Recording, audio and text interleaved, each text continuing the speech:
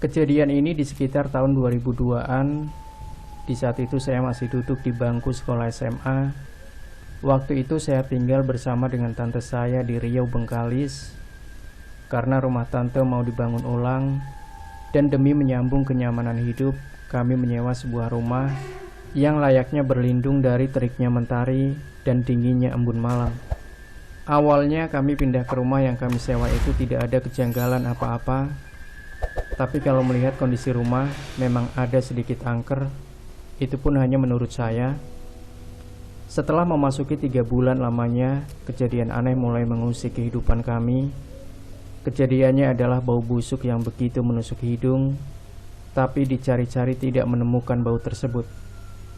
Mungkin karena rumah lama, apalagi begitu banyak sela-sela yang sukar ditelusuri. Dan yang dapat kami pastikan adalah bau busuk itu datangnya dari luar rumah. Lantaran bau itu juga bersifat sementara. Mungkin karena rumah lama, apalagi begitu banyak sela-sela yang sukar ditelusuri. Dan yang dapat kami pastikan adalah bau busuk itu datangnya dari luar rumah. Lantaran bau itu juga bersifat sementara. Setelah beberapa hari, bau itu pun hilang dari indera penciuman kami. Setelah seminggu kemudian, kejadian aneh datang lagi. Kali ini adalah di tengah malam.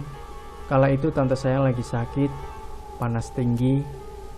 Melihat kondisi tante saya, dan apalagi anaknya besok pagi harus bekerja, maka itu saya pun menukar peran buat anak tante saya, menggantikan menjaga ibunya. Sedetik demi sedetik, waktu berjalan. Tidak terasa jam dinding telah menunjukkan 23:45 waktu Indonesia Barat. Mungkin karena cuaca yang panas, serasa mata pun tidak bersahabat untuk diajak tidur. Karena itulah yang dapat saya lakukan hanyalah nonton TV. Malam minggu yang membosankan, bisik saya dalam hati. Setelah waktu berjalan kira-kira 00:35 waktu Indonesia Barat, seperti ada seseorang yang melakukan pembersihan alat makanan. Merasa sangat aneh dengan suara tersebut, sejenak pemikiran saya terlintas. Jangan-jangan ada maling yang masuk. Kan sekarang ini banyak kasus pencurian yang sering saya dengar dari sana-sini. Untuk memastikan pemikiran saya itu benar atau salah, setidaknya harus membuktikan asal suara itu. Dengan langkah kaki pelan-pelan, saya mendekati pintu belakang. Setelah saya membuka pintu, ternyata di belakang tidak ada siapa-siapa. Mungkin saya salah dengar, atau saja ada tikus yang lagi cari makanan, desis saya. Dan saya pun kembali ke kamar. Setelah matahari mulai terlihat dari ufuk timur, menandakan malam telah terganti dengan pagi. Dengan suasana begitu cerah di pagi itu, lagi-lagi saya dibuat kaget oleh sebuah pemandangan. Ya, saya melihat alat-alat makanan itu pecah semua. Loh, kok pecah semua? Apakah tikus yang melakukan? Pikir saya. Membuat saya heran adalah mengapa saya tidak mendengarnya. Kalau saja alat-alat makanan itu pecah, tentu ada suaranya.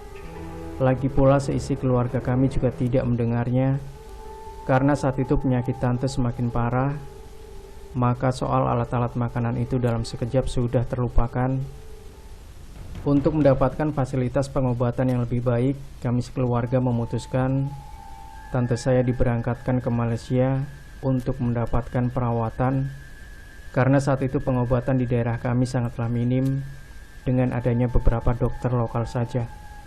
Siang itu tante saya berangkat dengan ditemani kedua anaknya ke daerah Dumai. Dan dari Dumai pula baru ada kapal menuju Malaysia. Memang pada saat itu daerah yang kami tinggal tidak ada kapal yang berangkat ke Malaysia. Sekarang sudah ada. Karena itulah yang tinggal di rumah, saya dan anak tante saya yang paling bungsu. Kita panggil saja Leni sebagai nama samarannya. Leni tergolong anak yang cukup mandiri dari penilaian saya.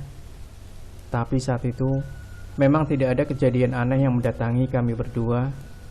Setelah hari pertama kepulangan tante saya dari Malaysia, kejadian mistis itu datang lagi. Malam itu kira-kira jam 22 waktu Indonesia Barat. Mungkin karena musim kemarau yang berkepanjangan, cuaca di sekitar begitu panas, sampai-sampai tenggorokan juga terasa kekeringan. Karena itu, saya pergi ke belakang untuk mencari minuman. Sesampainya di belakang, yang membuat saya kaget adalah saya melihat tante duduk di belakang sendirian. Loh, kok bisa tante duduk sendirian di sini? Padahal badannya kan baru sembuh, pikir saya waktu itu. Dengan nada yang cukup santun, saya menyuruh tante agar cepat istirahat. Tapi tante saya hanya diam saja. Karena tidak mau dianggap kurang sopan, apalagi saya hanya berstatus menumpang, maka saya langsung menuju ke kamar tante untuk memanggil Leni. Memang Leni tidur berbarengan dengan tante. Setelah saya membuka pintu, alangkah terkejutnya diriku melihat Leni serta tante lagi tidur. Ketakutan pun tidak dapat disimpan lagi. Bagaikan darah sudah terhenti mengalir. Dengan sisa tenaga yang ada, saya teriak sekuat-kuatnya memecahkan keheningan malam.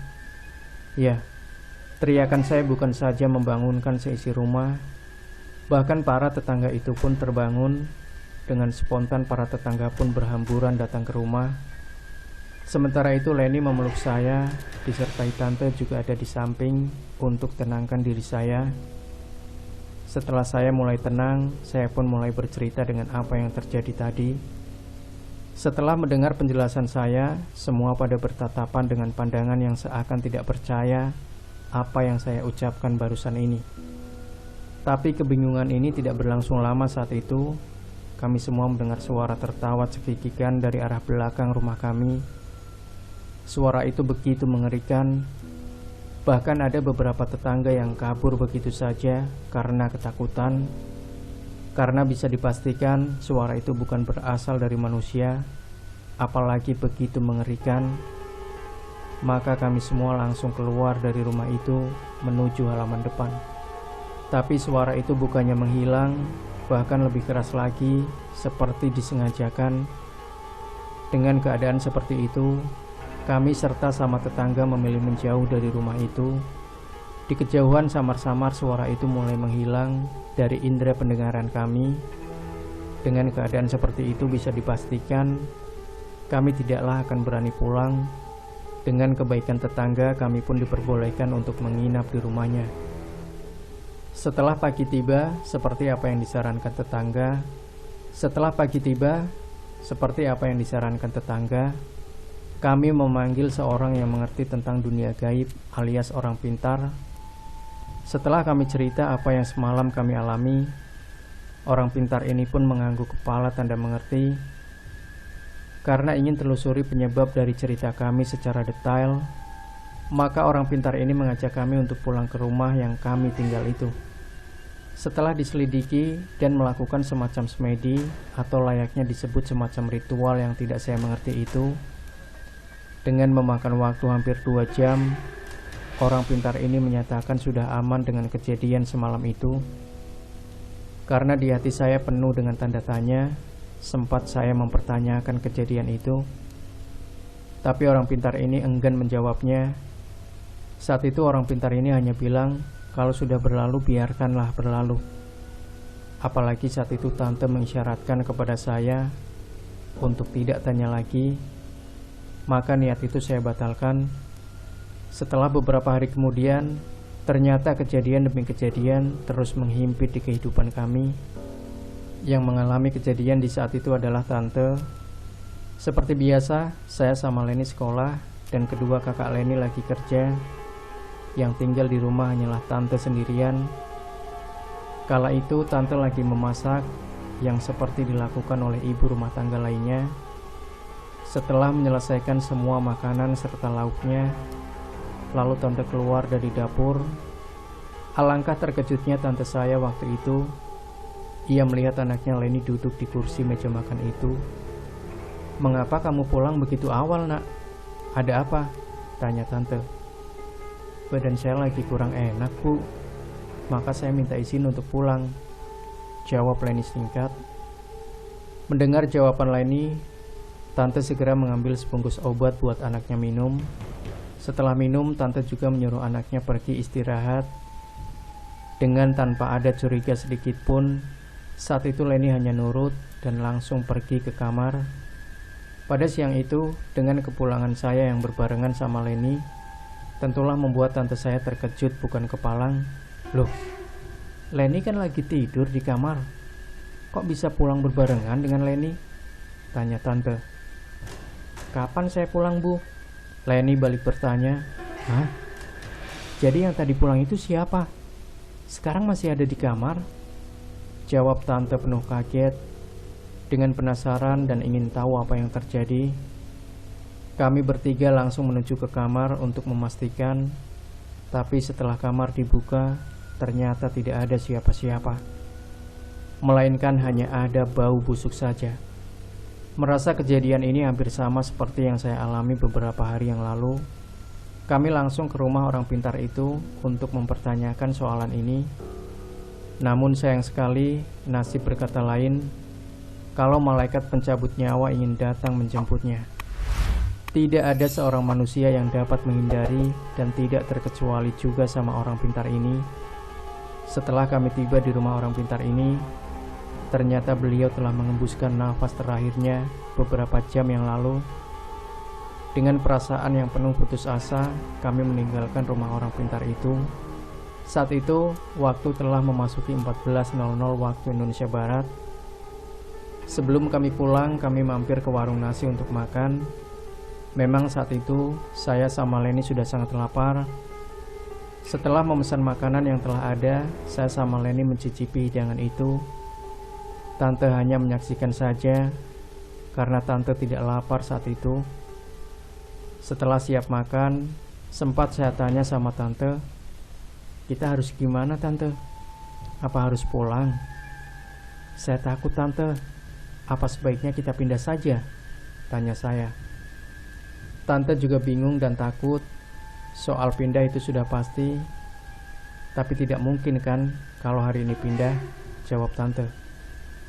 Tapi apa mungkin kita harus pulang tante? Lanjut saya. Iya, mau tidak mau kita harus pulang. Dan kejadian tadi, tante mohon rahasiakan buat kedua kakak Leni. Tante tidak mau membuat kedua kakak Leni ikut panik. Selain itu nanti malam kita tidur bareng saja untuk bisa saling berjaga, sambung tante. Mendengar penuturan tante, maka saya sama Leni juga setuju. Ya, daripada tidur sendirian, mendingan tidur bareng aja, kan lebih bagus. Walau saya tahu itu bukan jalan keluarnya. Sebenarnya apa yang kita alami tante? Dan salah apa yang kita berbuat? Sehingga teror-teror itu terus mengejar kita. Lama-lama saya bisa gila. Mendingan saya pulang aja, keluhan saya. Tante terdiam beberapa saat.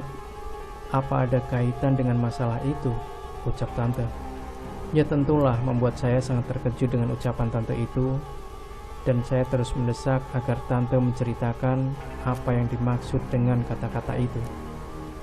Masih ingat kan beberapa minggu lalu ada bau busuk, dan kita cari-cari, bahkan tidak menemukan bangkainya. Karena kesal, tante sempat melontarkan kata-kata yang kurang sopan. Dan setelah seminggu kemudian, tante kan jatuh sakit. Saat tante sakit itu, tante sempat bermimpi didatangi seorang wanita yang berpakaian serba putih dan muka pucat pasi di belakang rumah kita. Wanita itu sempat berkata, kurang ajar. Lalu seisi alat makanan kita sempat dilemparnya. Setelah tante sadar, badan tante sakit semua. Dan yang paling aneh adalah semua alat-alat makanan kita pecah semua pagi itu. Memang tante tidak ada curiga apa-apa saat itu. Dan waktu tante di Malaysia, kalian berdua juga tidak mengalami kejadian apa-apa. Tapi setelah tante pulang di hari pertama, kejadian itu datang. Dan yang aneh, bau busuk yang di kamar tadi sama persis seperti waktu itu yang kita tercium. Apakah mungkin kejadian ini ada kaitannya dengan tante? Tutur tante. Mendengar penuturan tante, saya hampir dibuat pingsan kalau jantung tidak kuat menahannya. Dan seketika itu, ada seorang yang tidak asing lagi di mata saya masuk ke warung membeli nasi. Ya, dia adalah teman sekelas saya, Kita panggil saja Wan sebagai nama samarannya. Seperti biasa yang saya kenal, Wan tergolong anak pendiam, tapi hari ini tumben cukup dia malah menghampiri serta menyapa kami. Kemudian ayahnya Wan juga menyusul menghampiri kami. Setelah itu kami juga ngobrol sebentar, lalu Wan dan ayahnya pamitan pulang karena nasinya sudah siap dibungkus. Saat itu kami juga pulang karena sudah cukup lama kami di warung itu duduk. Setelah sampai di rumah, kami langsung menuju ke kamar itu, tapi bau busuk itu sudah tiada, benar-benar tidak masuk akal. Saat itu kami bertiga tetap bersama, iya, karena takut hal-hal yang aneh muncul lagi. Seiring berjalannya waktu, sore sudah berganti senja. Saat itu kedua kakak Leni sudah pulang kerja. Dengan cepat-cepat kami mandi dan makan. Lalu pintu belakang langsung kami tutup. Melihat gerak-gerik kami bertiga tentu membuat kedua kakak Leni tampak kebingungan. Malam telah tiba. Kami berlima duduk di ruangan depan, dan pintu depan sengaja kami buka. Maksud kami adalah bila ada yang aneh-aneh menghampiri, tinggal kabur saja. Beberapa saat di kejauhan saya melihat seseorang memasuki halaman rumah kami. Ternyata papa saya. Kok tumben? Mengapa papa bisa datang tanpa mengabari terlebih dahulu, pikir saya. Dengan logat sedikit meninggi, papa mempertanyakan saya, "Kalian pada kemana sih tadi siang? Kok rumah pada kosong?" tanya papa. "Oh, tadi siang kami bertiga pergi ke warung makan nasi. Papa kan bisa nelpon saya, kok nggak ditelepon?" jawab saya. "Tadi pas mau nelpon handphonenya baterainya habis," jawab papa singkat. Sebenarnya saya juga merasa jengkel, kok tidak nanya dulu, langsung dengan logat yang begitu tinggi, padahal biasanya saya selalu dimanjakan. Setelah papa bertamu sebentar, papa saya pamit pulang ke hotel, katanya capek. Saya sempat nawarin untuk mengantar, tapi papa bilang tidak perlu, katanya dekat saja. Saat itu saya turuti saja dan nyuruh papa agar hati-hati di jalan. Setelah kepulangan papa saya, kira-kira 20 menit, seluler saya berbunyi tanda panggilan masuk. Ternyata Wan yang nelpon. Setelah saya angkat, Wan mengatakan kalau ingin datang ke rumah bertamu. Karena saat itu baru jam 20:15 waktu Indonesia Barat, maka saya jawab, "Boleh." Sejenak Wan sama ayahnya tiba, saya mempersilahkan masuk, dan sempat terjadi obrolan sebentar. Dan kami baru tahu ternyata ayah Wan memiliki kemampuan ilmu gaib. Ayah Wan menjelaskan kalau waktu bertemu di warung sore itu, dia sudah tahu kalau kami sedang menghadapi sebuah bencana. Setelah ayahnya Wan mendeteksi sebentar, beliau menjelaskan kalau kami sedang diteror oleh makhluk halus yang dijuluki kalong. Dijelaskan oleh ayah Wan kalau makhluk kalong ini sebetulnya dipelihara oleh seseorang, tapi mungkin majikannya meninggal atau melepasnya. Maka makhluk ini pulang ke asal di mana tulangnya ditanam. Melihat kondisi rumah yang kami tinggali sudah begitu tua, bisa diperkirakan makhluk ini telah mencapai usia 60-an. Makhluk ini sebenarnya bukan berasal dari roh manusia, tapi dari roh kera yang dimutasikan seluruh anggota tubuhnya. Kalau saja yang empunya memiliki niat jahat, makhluk ini dapat digunakan membunuh, dan makhluk ini juga mempunyai kemampuan mempengaruhi pikiran. Dengan begitu, apa yang kita lihat dan rasakan seolah-olah nyata. Seandainya kalau mental tidak kuat oleh pengaruhnya, gila atau bahkan kematian, itu juga sangat mungkin terjadi. Sebenarnya makhluk ini dibangkitkan oleh ilmu hitam yang berasal dari negara Thailand. Ini ilmu tingkat tinggi, jadi sedikit orang saja yang tahu. Apalagi ingin menguasai ilmu ini, syaratnya adalah keturunannya. Kalau saja tidak ada dendam yang mendalam, tidak ada seorang pun yang mau mempelajari ilmu ini. Saat itu ayah Wan menyarankan agar kami cepat pindah. Beliau tahu sebetulnya yang kami alami bukanlah kiriman orang, melainkan adalah asal jasadnya ditanam. setelah Ayah Wan melakukan pemagaran di diri kami dan menyatakan kalau dalam jangka waktu dekat ini tidak akan ada teror lagi.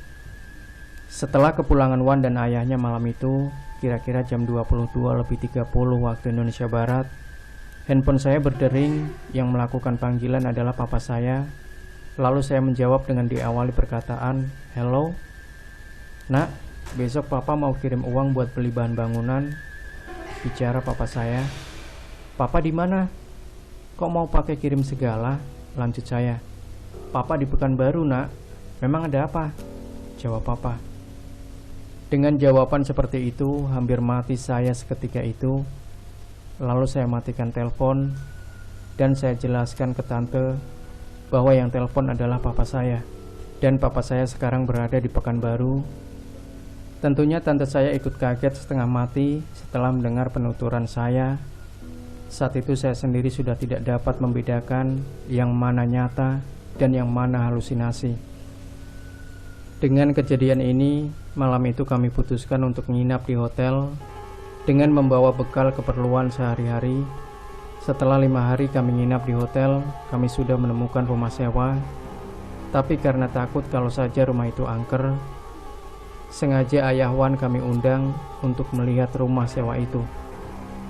Setelah dinyatakan rumah itu tidak apa-apa, maka kami pun pindah. Memang benar kejadian mistis itu tidak ada lagi.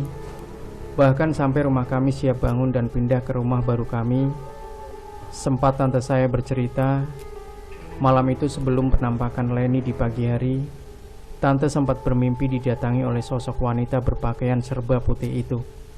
Dan wanita itu mengatakan kalau dia mau membunuh orang pintar itu karena telah mengganggunya. Dan setelah siang waktu kita ke rumah orang pintar itu, dan wanita itu mengatakan kalau dia mau membunuh orang pintar itu karena telah mengganggunya. Dan setelah siang waktu kita ke rumah orang pintar itu, ternyata orang pintar itu sudah meninggal dunia. Entah hanya kebetulan saja atau memang benar, sampai saat ini masih menjadi misteri